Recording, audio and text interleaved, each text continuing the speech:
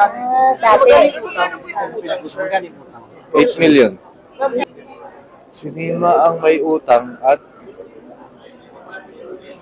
the victim is may utang tapos pinautang. O, paano na yan, mga bubonistang talyanista ni Bangag? Lumabas na ang katotohanan kung bakit nagorgor itong inyong ginawang hero na si Mima Alicia, anak ng kamuti. Legit talaga hong nakarma itong babaeng bastos na ito. Ito na, lumabas na nagorgor ang naturang hambugira na political vlogger ni Bangag dahil merong utang na 8 milyong pesos. Diyos ko. Butangira pa, utangira pa. Mana kay Baki. Kay Bangag pala. Paano na yan? Paano na yan mga talyanista na ang una ninyong mga paratang ay di umano'y kagagawa ng mga didiis ang pagkagurgor ni Mima Alicia, na di umano'y utos ng mga Duterte, mga anak kayo ng kagwang. Pahiya kayong mga hinayupa kayo ngayon. O ito, speaking of karma, gaba rin ang inabot ni Vice gandang-gandang Pitrang Kabayo na to. Pinatawag ng MTRCB dahil sa kabastusan. Dalawang bastos ang pag-uusapan natin na parihong bumastos kay former President Rodrigo Roa Duterte. Anak ng kagwang, dahan-dahan talaga kayo, mga talyanistang kayo. May karma talaga. Malakas ang gaba ni Tatay Digong. Magandang gabi po sa ating lahat. Palike po muna, pa-share, pa-subscribe at pakipindot po ang inyong mga notification bell para lagi po kayong updated sa ating mga video. Unahin na po natin pag-usapan itong hambugira na si Mima Alicia na pumanaw na nga ho dahil sa kabastusan sa bunganga.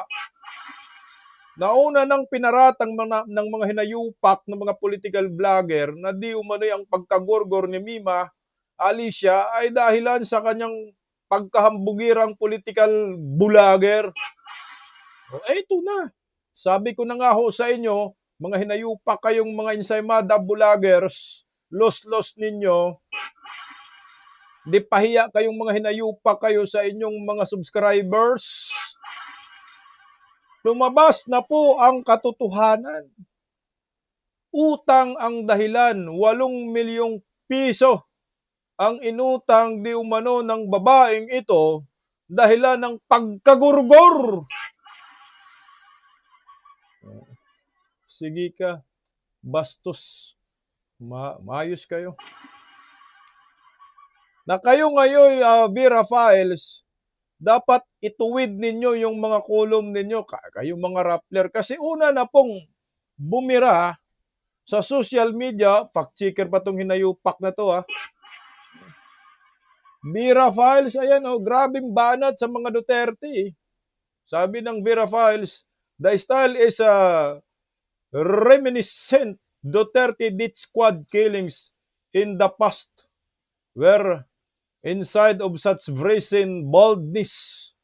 Lo nyo, to mean seemingly anticipated lipatas car. Lo nyo. So ngayon, Vera Files, kayo ang mga fake news maker. Dapat kayo ay pagkakasuhan, lalo na yung mga ensaymada vloggers. Ang daming mga kabulastugang ginawa, ibinintang sa mga Duterte ang pagkagurgor ng kanilang kasamahang hambugirang bungangira. Kagaya po itong page na Voice of Millennials. Speaking truth shouldn't cost a life. Lo nyo. Ginawang bayani nila si Mima Alicia. Nagsalita ng katotohanan o nagsasalita ng katarantaduhan? Nagsalita ng kalukuhan, nagsalita ng mga fake news, gawa-gawa laban sa mga Duterte. Kaya ang resulta, ang gaba dili magsaba, aray ko diha. At ito pa, Isa-isahin lang natin yung mga bumabanat sa mga Duterte, yung pagkagorgor ni Mima Alicia. Lolo nyo, patay kayo ngayon. O, ito pa, isa pa. Diyos ko. O, sino tong hinayupak na yan? Marami ng banta sa buhay ni Mima Alicia bilang isang political vlogger. Lolo mo, sir. Paano kayo ngayon? Maliit na babaeng walang kalaban-laban, ganyan kayo kawalang hiya. Oh. Kaya hindi dapat binawaliwala ang grave threat tulad ng sinasabi ng depensa sa impeachment trial ni Sara na wala namang nangyayaring aktual na pagpapatay kay Pangulo. Oh. So hintayin muna natin na mangyari ang tulad nito. Lolo nyo, gawin yung bayani yan. So pahiya kayo ngayon, isang political vlogger. Alam mo ang isang tumama lang dito na na bangag vlogger? Si Nino Barsaga Kalbo. Bangag din yan eh. Siya lang yung tumama na sabi niya walang kinalaman sa politika. Walang kinalaman sa pagiging political vlogger ni Mima Alicia. Yung pagkagorgor niya. Sabi ni Barsaga, personal daw. Ito na kayo. Tinabla kayo ng kasamahan niyo. Yun lang yung tumama. O ito pa isa, Palsus Uno, Palsus Omnibus. Si Palses na suspended to sa pagkaabogado. Oh. Tingnan mong banat niya dyan. Justice for Mima Alicia Lipata, an anti-Duterte political blogger who was killed for reasons is still be investigated. No one should be killed for their political opinions. Lolo mo. Political opinions talaga, ha? O ngayon, Palsis, hindi ba po pwedeng itama nyo po yung mga banat ninyo sa mga Duterte, sa aming mga political vlogger, no, mga DDS na sinasabi ho ninyo, kagagawa niya ng mga Duterte, mga ganyan ng mga DDS. O paano ho yan? Bayot? Bayot na vlogger? Lumabas na ang katotohanan. Pwede bang itama ho ninyo yung inyong mga kagaguhan? Tang inumin ninyo, oh. O ito pa. Alam nyo ha, bago natin ilabas yung balitang ito, labas muna natin yung ano bang pinanggalingan itong si Mima Alicia? Kasi nung tiningnan ko po yung kanyang mga post, no, mukhang dilawan talaga siya, no? Nag-convert lang into pulangaw. Kasi may pera doon kay Bangag eh. Kasi nung pasilpi-silpi siya kay kay Kiko Matching eh. Tinklawan ba yan? Sabi naman ni Kapiil, talagang daw yan, loyalista. Bakit yung mga kapikturan niya ay mga dilawan pinklawan? O, tingnan mo ito, oh. Ayan, oh, yung si, yan, puro mga dilawan pinklawan. Silper niya, ayan, oh, election man yun. Oh, Kiko man pala ang vice-presidente niya talaga. Yan, puro dilawan pinklawan. Oh. Marcos, Kiko pala yung binoto niya dito. O paano na yan? Ayan dilawan din yan si Chua. Ayan, lalo na yan. Isus, hayop na ayan. Utang inang makasama ko yung dati mga hinayupak. Yan, kasama ko rin yung mga animal na yan. Yung isa dyan, nakaputi, lolo. Puro mga dilawan kasama niya. Ano bang kulay niya talaga? Rainbow? O baka naman itong si Mima Alicia, kung saan merong pagkakitaan, andun talaga siya. So, permanent address. So, NPE ang datingan. O, ito pa. Talagang ginabaan talaga itong hinayupak ni former President Duterte. Yung tatay mong karton, ilagay sa garapon, trending yun dahil sa kanya. So, siya ngayon ang nalagay sa garapon. Ito pa, meron pa akong epiplay, Ito yung nasa rally. Alam ko dyan, ang nag-video dyan ay DDS yung OFW, yung channel niya, ito tropang OFW. O, ayan o. Kasi yung hawak mo na yan, no? Yan, no? Kita mo yan. Ganyan po yung ugali ng mga DPSC. Wala pa po akong ginagawa. Pero they are attacking me. Diba? Tingnan nyo. You are provoking. You are provoking, miss. Bakit parang guilty sila? Oh, sino guilty? You are provoking. Tahimik sila. Tahimik. Tinalukay mo na naman. Ayan, no? Tahimik sila kanina. Oh. Ayan. DDS yan. Ah.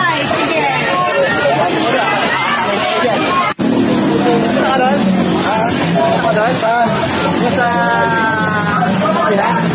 Oo. Papabayran na naman ako niya. Oo, magbabayran ka talaga dito, ma'am. Ayan. Mabubulot na naman ako nila. Ayoko nang mabayran.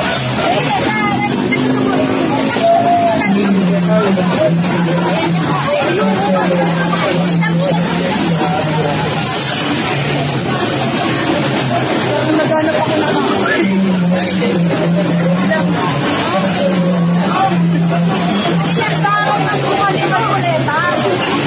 Huwag ka pumunta doon. Huwag ka pumunta doon, kukuyugin ka. Oo. Bakit may pumunta na ba doon kanina? Dito, may pumunta, kinuyog. Grabe ka naman sa maliit.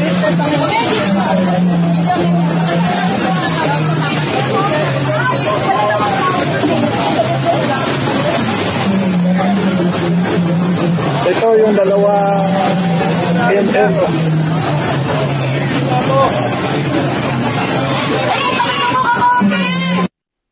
Legit talaga ako, naniniwala ako na si Tatay Digong malakas makagaba, malakas yung karma eh.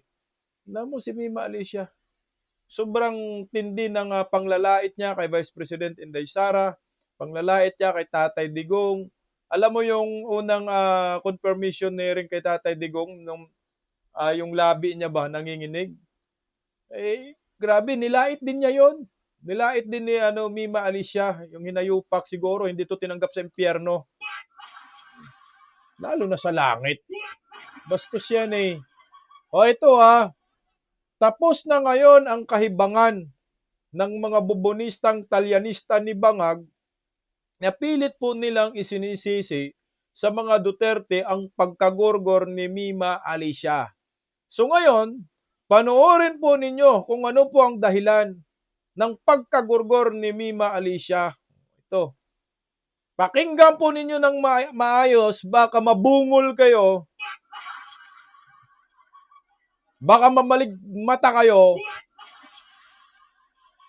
baka sabihin na naman ninyo na kaming mga DDS ay gumagawa na naman ng kwento. Hindi po kwento ito, ito po ay totoo, mga hinayupa kayo. Okay. Pakinggan natin si Nartatis. Appointed talaga ni Bangag ko. Ano ba ang dahilan ng pagkagurgur niya? O ito, panoorin natin sabay-sabay na rito. The motive, it's about the profession, and as well as they have personal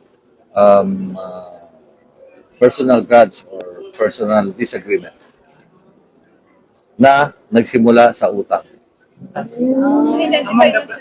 Among the vloggers then? No. Magkakagrupo sila? No, dun sila lang. The mastermind and the vlogger. Pero na-identify And the na victim. yung mastermind? Yes. May we know yung arrest ko na ba na paano pong ginagawa ng PH ngayon para ma-arrest na siya? Papaalam mo kay judge at kay prosecutor. So, sir, Case in time. Na-arrest na po. Arrested na po yung mastermind. No, they are named. We unmask them and his name and but they are alerts. just to be clear, sir, this has nothing to do with politics kasi sa social media nililink na pro-BBM, pro-ano. So, this has nothing to do with it. Parang ano lang. As of now, that is the motive. But if we have other motive, The mastermind, siya lang makakapag. So, ilan po yung mastermind na pinag-usapan natin? Isa lang po ba? O ilan sila mismo na nakasuhan? Di ba kung may na-arrest po? Masterminds. Mastermind. Chief, anong profile po? Anong profile po ng mga masterminds? They are businessmen at magkaano sila, magpartner. Magpartner meaning mag-boyfriend o mag-asawa. Dati. 8 million. Sino ang may utang kanino, sir? Sila po ang may utang kay Mima. Or si Mima. Or si Mima ang may utang sa kanila. Si Nima ang may utang at the victim is may utang tapos pinautang niya. Putang ina, nagpa 5-6. Tingnan mo kung hindi ako nagkakamali dito sa pagkaintindi ha. Ang ina talaga tong mga bayarang mga mainstream media, pinipili talaga nilang ikukunik sa pagiging political vlogger ng hinayupak na bastos na Mima Alicia. Ito ha. Correct me if I am wrong ha. Si Mima Alicia ay nangungutang ng 8 milyon sa dalawang businessman. Mag-asawa po itong inutangan niya ng 8 milyong piso. Kung hindi ako nagkakamali, yung 8 milyong piso, sabi ni Nartates, mukhang pinautang din ni Mima Alicia. So ngayon, baka si Mima Alicia hindi binayaran, patay ka Mima Alicia. Patay na pala talaga. Dali siya. Sipin nyo yung 8 milyong piso. Diyos ko, hindi pa ba enough yung nakulimbat ninyo? No, hindi pa ba enough yung bayad sa inyo ng mga anak ng kagwang ng mga gobyernong nakangiwi ang panga? Yung mga generous allowance ninyo? Yung inuusapan ninyo dyan, milyon-milyon eh. So ito na nga ho, kwarta ang issue dito. Nangungutang ng 8 milyon, pangungutang ng 8 milyon, siguro sinisingil na, walang maibayad, kaya ang ginawa, nagtago. No? So ngayon, pagtatago, namanmanan, nakita, ito ka ngayon, bullseye ka. O, ngayon, tapos na ang kahibangan ninyo, mga insaybada, bulagers, tapos na ang kahibangan ninyong mga hinayupak kayo, mga kasamahan ni Mima Alicia na pinagkakitaan pa ninyo itong hinayupak na ito, na ibinintang pa ninyo sa mga Duterte, binintang ninyo sa mga Didis, ang pagkagurgur ni Mima Alicia, hindi Mima kayo ngayon. Mima sabi lang. Oh. So yun ang katotohanan. Masyado kasi kayong hinayupak, yung dinadivert ninyo yung issue. Itatama kaya ng mga insaymada bulagers ang kanilang nauna ng mga kasinungalingan na ang sinisisi ay mga Duterte, lalo na Vera Files, lalo na mga insaymada, mga Pinklawan, Dilawan, na ito na po lumabas ng katotohanan tungkol sa pagkagurgor ni Mima Alicia, kwarta ang dahilan. Umutang ng 8 milyon, hindi binayaran. So ngayon, hinahanteng. Kaya kayo, makontento kayo kung ano ang meron sa inyo. Mga insaymada bulagers, milyon-milyon ang pinag-uusapan ninyo. Grabe, ang dami namang luho itong si Mima kung ganun. 8 milyon talaga. Di ba kaya nagkaunsihan talaga dyan sa mga motor-motor daw, may bayan sila eh. Siguro umutang ng pera, mapuhunan, tapos binibili doon sa motorsiklo, tapos ibininta, pautang yung motorsiklo. Ito ay akin lang sa tingin ko lang ha.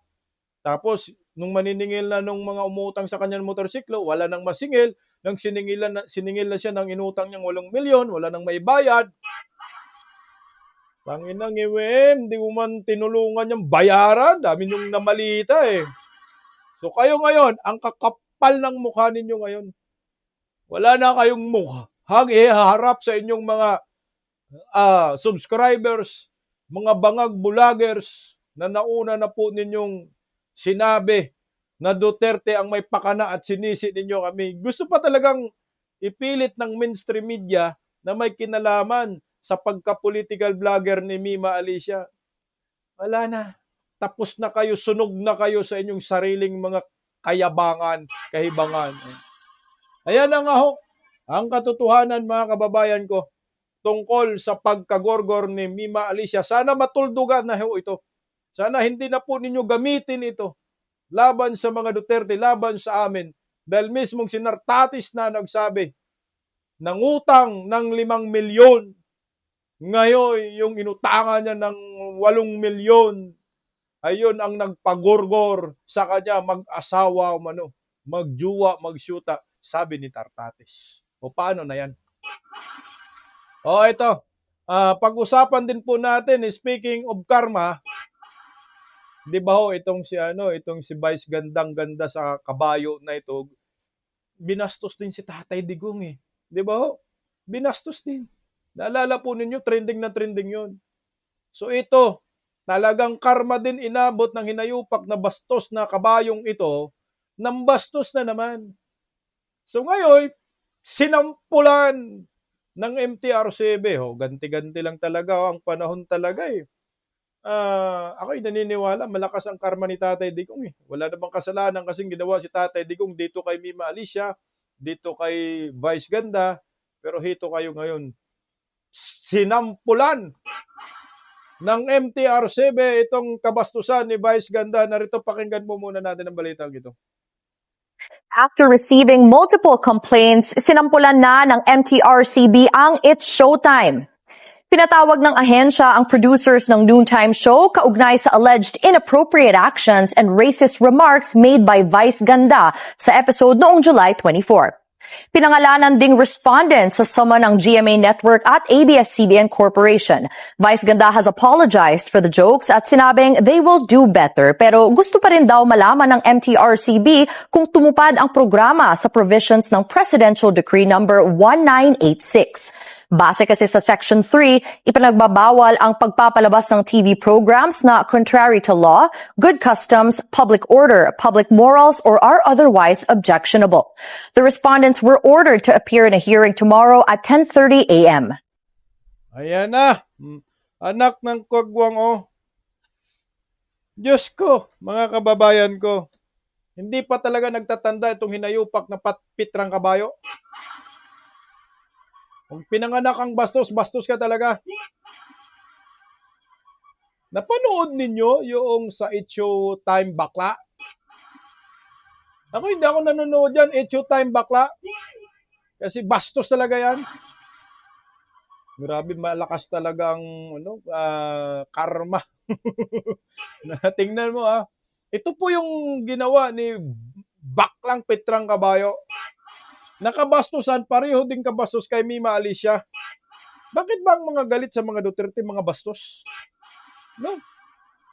Anak ng kagwang, ipinanganak talaga yung mga hinayupak na mga bastos. Grabe, kawawa po panuorin natin, pero tinanggalan ko po ng audio para hindi po tayo, di po tayo maka-copyright ng ABS-CBN. Tingnan mo yan, kawawa naman yung tinapo na ng unan. Diyos ko, animal naman talaga. Tapos tingnan nyo po yan si Juhaira daw ang pangalan ng babaeng magandang iyan, yung Black Beauty na yan. Uminom ng tubig, si Pitrang Kabayo niyan, pag inom ng tubig, tingnan nyo lang naman, binuga! Diyos ko, grabing kabastusan na po yan. Dapat hindi na po ito patawarin ng MTRCB. Tuluyan na pong i-ban lifetime itong si Pitrang Kabayo. Puta, isipin mo, ininom niya, baho ng bunganga ng hinayupak na kabayo na yan, bastos. O yan, sinampal pa pala ng unan, tapos binugahan ng tubig. Hindi po yan hinayaan ng maraming netizen ang kabastusan, ay kinundi na po siya ng maraming mga basher, lalong dumami ang basher ng hinayupak na ito. Ayan humingi ng paumanhin ang hinayupak na Vice Ganda tungkol po riyan. Ito po, habang ipi-play po natin yung video, ang sabi ni Pitrang Kabayo, nakarating po sa aming kaalaman na may mga madlang people po na hindi nagustuhan o na-offend sa ilan sa aming jokes o biruan dito sa Showtime. pati na rin sa ginagawa namin sa Mimirimar. Mimirimar daw yan eh. Puta, parang ano lang kapangalan din ni Mima Alicia. They found the jokes offensive or insensitive. The last thing we want is to displease you o hindi mapasaya ang aming madlang people. Kaya naman in-acknowledge namin ang inyong sentimento at humihingi po kami ng paumanhin sa inyo and we will try to aviter. Maraming salamat po, gago. Nakailang ganyan ka na bang pambabastos, Vice Ganda?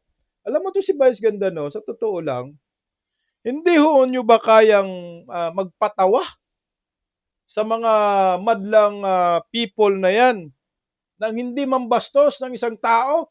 Grabe na yan, pambabastos na yan. Hindi na po yan joke. Paglapastangan na po yan sa pagkatao. Ano lang sila yan, mga talent ng issue time, kaya ginaganyan ninyo, gagi naman.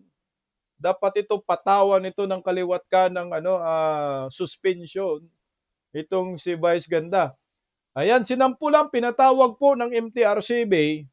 Ito po mga kababayan ko, kanina lang po itong balitang ito. HU time sa MTRCB, pinagpaliwanag ng MTRCB ang mga kinatawan ng HU time at mga partner networks nito sa ginanap na pagdinig.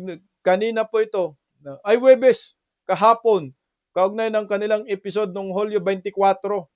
Ipinag-utos ng komite ang pagsumite ng joint position paper at mga hakbang para sa mas mahigpit na broadcast standards sa loob ng 7 araw. Inatasan din ang palabas na magtalaga ng on-air compliance officer upang bantayan ang mga live at unscripted na bahagi ng programa. Dapat patawa na yan ang ultimatum yung hinayupak na kabastusan na noon-time show. Hindi po pwedeng ganyan na bastusin nyo lang kasi talent ninyo. Kasama ba yan sa bayad na bastusin ka? Kasama ba yan sa bayad na ibuga sa'yo yung tubig na ininom ng pitrang kabayo na yan? Anak ng kabayo.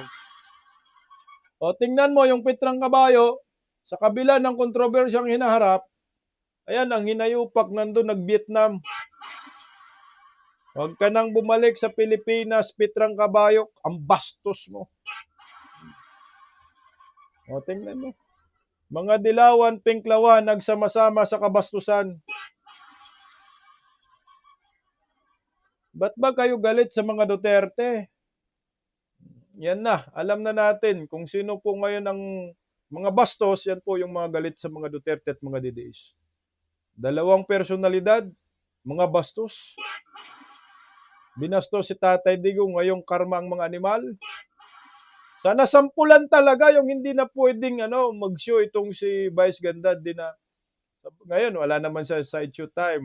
Absent man kasi nasabit na mga animal.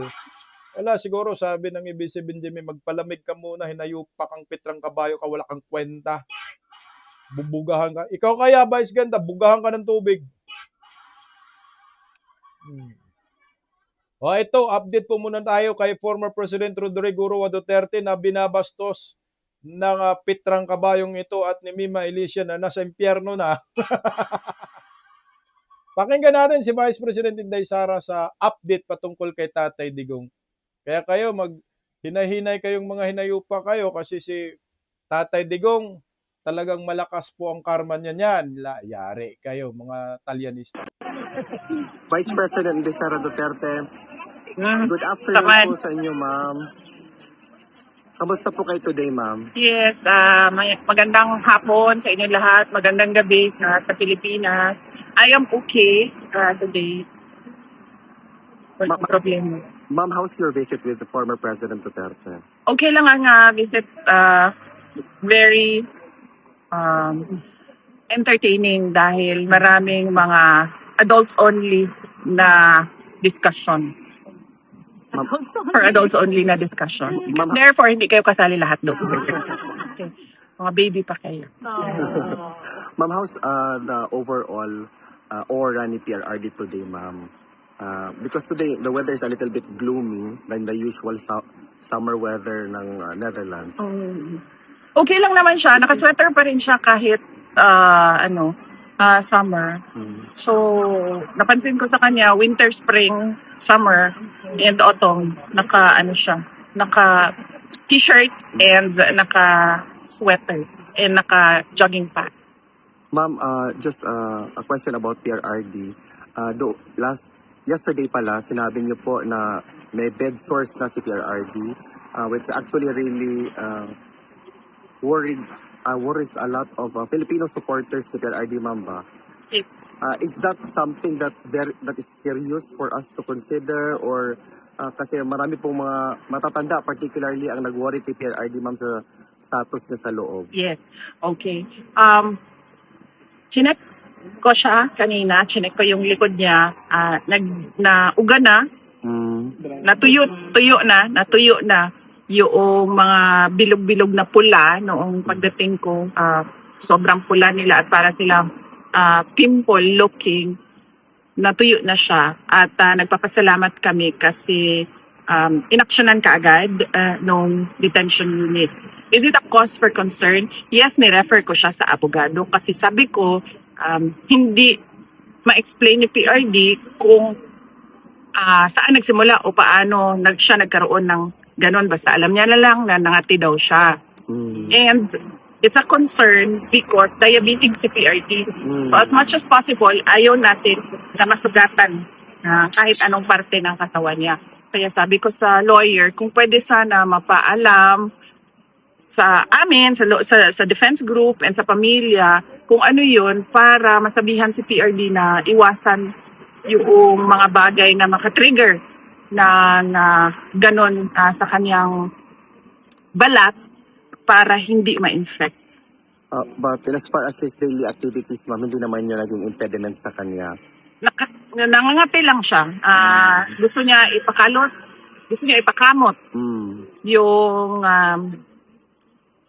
sa likod niya, yung mga pula-pula doon sa likod niya. And then, sinabihan ko siya na pag hindi mo maabot, lagyan mo lang ng ice pack. Mag-request ka ng ice pack, lagyan mo ng ice. Dahil kapag makati, usually, nare-relieve siya sa ice pack. Okay. Ma'am, on a different matter, sa ICC, sinabi niyo po na, well, it's also being pronounced by several individuals na the ICC is facing an existential crisis. And there are a lot of countries already making public yung mga withdrawal nila from the Rome Statute, such as the country Chad and Venezuela. Do you have a specific, or do you have a comment with respect to this development? Well, nakikita na ngayon ng buong mundo kung anong klaseng organisasyon ang ICC at napakita natin through the case of former President Rodrigo Duterte kung anong klaseng institusyon ang ICC. Kahapon doon sa rally, maliwanag na ipakita natin kung sino yung complainant. It's all about politics. Kung sino yung nag-kidnap sa kanya. Ang gobyerno ng Pilipinas, it's all about local politics. Pinakita natin yung subject ng crimes against humanity which is a drug war program of the government of the Philippines. Grabe yung ginawa nila, no? Ng bangag kay Tatay Digong. Mantakin mo, katanda-tanda na yan. Meron palang parang makatikati si Tatay Digong sa likod, namumula.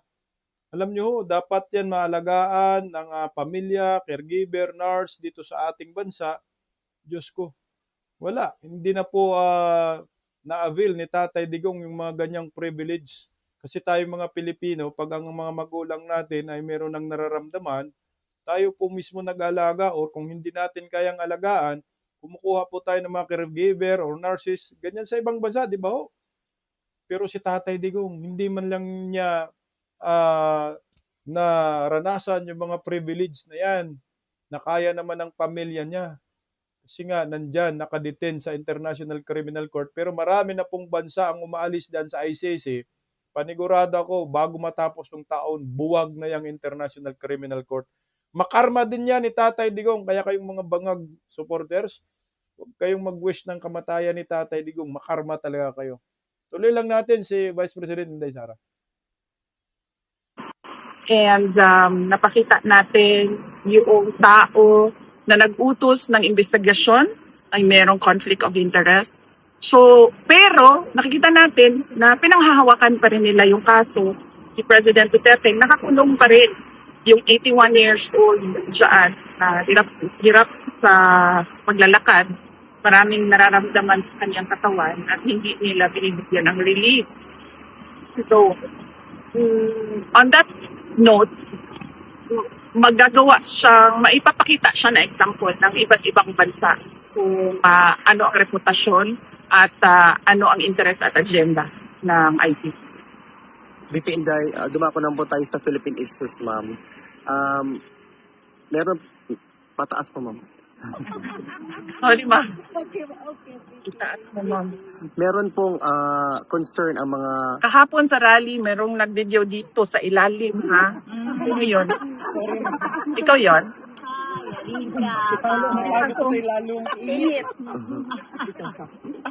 Mas ambot kay naa naman yun diri. Wala, pagkakita na ko sa photo, nakaana ko, wala ko kasabot kung unsa iyahang din ako ha. Kaya ang makita lang yun kani, ang guslot sa ako. Ma'am, Mag-aral kayong lahat ng ano ha, paano magkuha ng maayos na... ma'am, Yes. sa Philippine issues, Ramapod.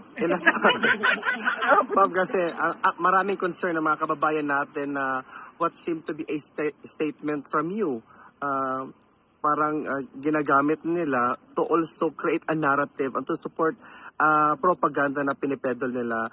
Particularly doon yesterday, ma'am, nung nasabi mo about what seemed to be very common na occurrence sa Philippines natin, when that somebody can just pay 5,000 and then have a mistress be killed. But that was a situational statement, ma'am. What comment do you have about this development na parang practice na ngayon ng mainstream media, ma'am, to put you and the Dutertes in bad light? Well, kung ganyan kung hanggang liban lang ang kakayahan ng journalism sa Pilipinas, then hindi talaga uunlad ang ating bayan. Kasi kung makita mo ang international media, paano sila mag-present ng balita, paano sila naghahanap ng mga bagay o mga aktibidad o mga pangyayari na ipabalita, napakalayo ng kalidad ng journalism sa ibang bansa ikumpara mo sa atin sa Pilipinas. Sa atin sa Pilipinas, nakita nyo ang example kung paano maglahad, mag-present ng balita ang ating media outlets. And unfortunately, kung gagawin talaga natin araw-araw na Diyos ang pera, wala talagang pagbabago na mangyayari sa ating bansa. Sa journalism man, sa mainstream media man, o sa iba't ibang aspeto ng ating bayan. Buti na lang, meron na tayong social media ngayon. Yes. Kung saan nakikita natin kung ano talaga yung katotohanan na nakita ng tao at lumabas sa bibig ng tao. Yes. Nakakalungkot na marami sa ating mga Pilipino ang ginawang Diyos ang pera. Kundi dapat ang gawin nating guide sa ating pang-araw-araw ay yung pagiging Pilipino natin. Bayanihan, disiplina, resilience, at iba't iba pang magandang asset ng Pilipino. Hindi naman kilala ang mga Pilipino noong unang panahon, hindi kilala ang mga Pilipino to be greedy. But somehow, sabi ko nga doon sa aking talumpati sa London, somehow, along the way, through the years, nagkanya-kanya yung mga Pilipino at naging Diyos nila ang pera. Hindi lahat, naging Diyos ng iba yung pera. VP Inday, just to conclude this statement, meron bang mensahe si PRRD or ikaw sa mga kababayan natin, ma'am? CPRD, Yung PRD na lang, nabanggit ko sa kanya na Senator Rodante Marcoleta recently celebrated his birthday at sinabi niya na ipaabot yung kanyang belated birthday greetings kay Senator Marcoleta at sabihin kay Senator Marcoleta, keep in good spirits and keep in good health. VP Inday, mabuhay ka. And hanggang sa dulo, susuporta kami sa iyo. O ito mga kababayan ko, dudugtong lang ako doon sa sinasabi ni Vice President Inday Sara na walang kwenta yung pamamalita, journalism sa ating bansa. Diyos ko, animal. Mga bayad no? Ginagawang Panginoon ang kwarta. Kaya magbalita lang, makapanira lang sa mga Duterte. Kasi pag maninira ka sa mga Duterte, sasampaling ka talaga ng malita ni Bangag. Natotoo man lang yan. Kaya yung pamamalita ng journalist ngayon, ng media sa ating bansa, mainstream media, basura. Tama si Inday, buti na lang. Merong mga social media, may mga political vlogger na nagdidibang. Siyempre, may mga mainstream media rin naman na maayos, kagaya ng SMNI, Net25. Pero majority talaga ng mainstream media, bayad ang mga hinayupak na sampal dahil sa kwarta. Tingnan mo itong si Mima Alicia, ginawang Panginoon ang kwarta, kaya ang resulta, gaba inabot. Yan naman ang katotohanan. Siguro naman, kayong mga Talyanista ay tumigil na kayo sa kakabintang sa aming mga Duterte diehard supporters na umano'y may kinalaman dito sa bastos na bungangirang si Mima Alicia na nasa impyerno na to panigurado. Tigil nyo na yan. Focus tayo sa mga magagandang issue sa lipunan, kagaya yung paglubo ng utang ng Pilipinas dahil kay Bangag, 19.5 trillion na, yung sahod na 85 pesos na increase sa NCR, hindi na matutuloy. Yung racket na sinasabi ni Bangag, anak ng kagwang, imbis na racket, train na lang. Gagawin, dami na ninyong racket, mga animal kayo. At Vice Ganda, yung pagiging bastos mo, sana itigil mo na yan. Magpaganti ka kay Juhaira, magpabuga ka rin ng tubig sa bunganga mo. Ayan na. Maliwanag na nakarma ang dalawang nilalang personalidad na pinag-uusapan natin sa Bisdak Pilipinas. Si Mima Alicia, si Pitrang Caballo, kaya kayong mga inayupa, kayong mga bubunistang Talyanista, huwag nyo pong balahurain si former President Duterte kasi malakas ang karma niyan sa inyong mga hinayupa kayo. Paggising sa umaga, tanghali at gabi, nakikita ko ang post niya, ang hapdi. Paano nga ba to? Di ako makatanggi. Watch ko na lang at isipin ng mabuti. Bisdak Pilipinas. Bisdak, tinig ng katotohanan. Sa bawat vlog may laban sa kasinungalingan. Mulat ang mata, gising ang masa. Bisdak Pilipinas, para sa bayan, gumigising sa diwa. Sa likod ng kamera, tapang ang dala, walang sinasanto kung mali ang gawa.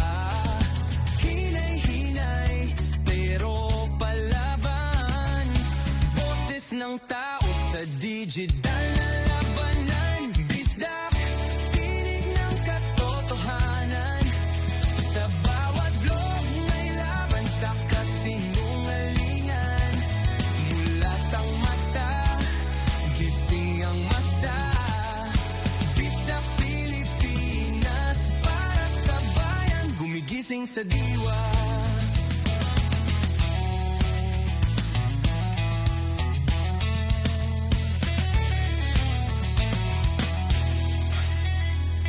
Hindi artista, hindi politiko, pero ang katotohanan, sigaw niya ay buo.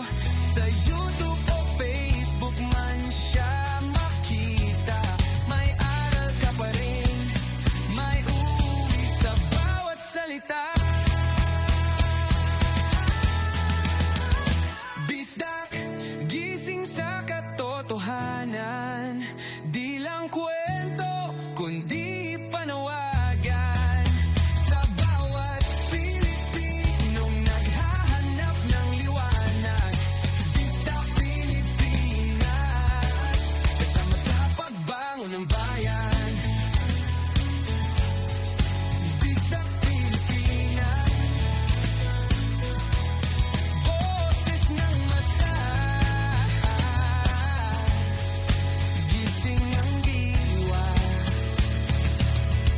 tunog mo, may pag-asa.